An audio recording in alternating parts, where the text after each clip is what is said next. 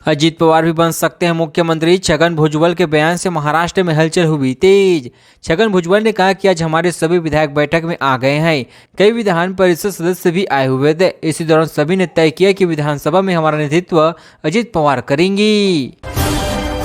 शरद पवार उद्धव ठाकरे गुट ने ढंग से प्रचार नहीं किया, महाहार पर कांग्रेस नेता का बड़ा आरोप। पूर्व मुख्यमंत्री पृथ्वीराज चौहान के बताया कि 1970 के लोकसभा चुनाव में कांग्रेस को महाराष्ट्र में 48 में से 20 सीटें मिली थी, जो अब तक की सबसे कम सीट थी।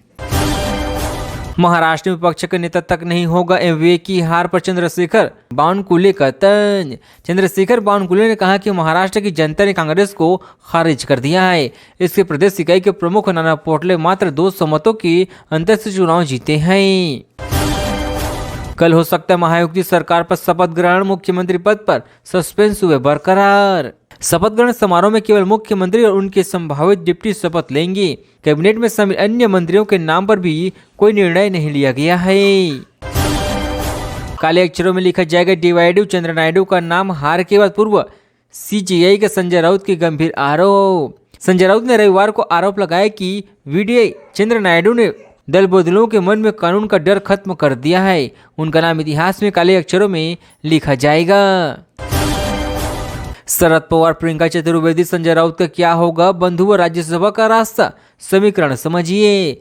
महाविकास आघाड़ी सिर्फ 49 सीटें जीत सकी है। महाविकास आघाड़ी की इस विफलता के कारण शरद पवार, संजय राउत और प्रियंका चतुर्वेदी को अपने दम पर अलग राज्यसभा कार्यालय का भी निर्माण करेगा। तथ्यों के साथ जो होता है वही हुआ। महाराष्ट्र चुनाव के नतीजे पर क्या बोले कंगना रनौत? कंगना रनौत ने कहा कि महाभारत में एक ही परिवार था, फिर भी इनमें फर्क कितना ज्यादा था। उन्होंने कहा कि देखिए, मेरा घर तोड़ा गया, मुझे गंदी गंदी गालियां दी गई, उन लोगों की बुद्धि भ्रष्ट हो गई थी। चाचा शरद पवार की छाया से बाहर निकले अजीत पवार। 59 सीटों पर चुनाव लड़कर 41 जीती, क्या है मायने? एनसीपी संस्थापक शरद पवार के खिलाफ बगावत करने के 1 साल से अधिक समय के बाद वो अपने चाचा की छाया से बाहर आ गए हैं। अजीत पवार ने राज्य की राजनीति में अपनी जगह मजबूत कर ली है। ईवीएम को हैक किया गया, हर जगह नहीं बल्कि चुनिंदा तरीके से हुआ। महाराष्ट्र के नतीजे पर कांग्रेस नेता जी परमेश्वर ने कहा कि मुझे लगता है कि उन्होंने ईवीएम को हैक कर दिया था। अगर यह सच होता है तो हमें इस पर कुछ कहने की जरूरत नहीं है। हम इसे लेकर चुनाव आयोग से अपील करने जा रहे हैं। राज ठाकरे ने बचा लिया उद्धव ठाकरे की इलाज। एनएमए से नहीं होती तो 10 सीट भी नहीं थी मुश्किल, आदित्य भी हार जाती। महाराष्ट्र में भाजपा ने शानदार प्रदर्शन किया और 149 सीटों में से 132 सीट हासिल किया है।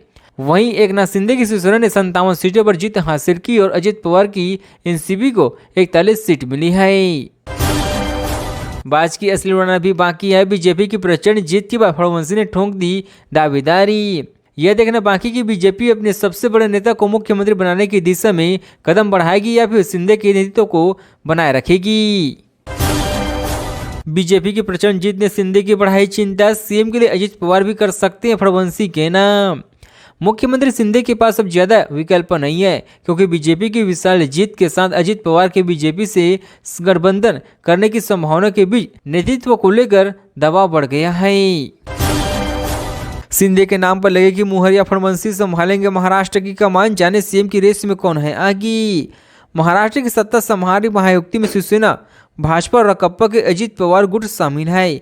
हालांकि गठबंधन के भीतर मुख्यमंत्री पद को लेकर कुछ मतभेद उभरने की खबर भी सामने आई है। लोकसभा चुनाव की चमक कांग्रेस के 6 महीने में ही गंवाई। हरियाणा के बाद महाराष्ट्र की हार पर क्या है असर? 2 बड़े राज्यों को हारने के बाद कांग्रेस ही नहीं बल्कि पूरे विपक्ष का कॉन्फिडेंस कम हुआ है। राजनीतिक जानकार मानते हैं कि हार का असर विपक्ष की पॉलिटिक्स पर भी पड़ सकता है। सरकार का सपना तो टूटा ही, नेता प्रतिपक्ष का पद भी दूर। महायुति की सुनामी में उड़ा ईवीएम। भाजपा, शिवसेना और अजित पवार की राष्ट्रवादी कांग्रेस पार्टी की मौजूद प्रदर्शन की ईवीएम की न केवल सरकार बनाने से रोका बल्कि विधानसभा में नेता प्रतिपक्ष का पद भी खाली रहने की संभावना है।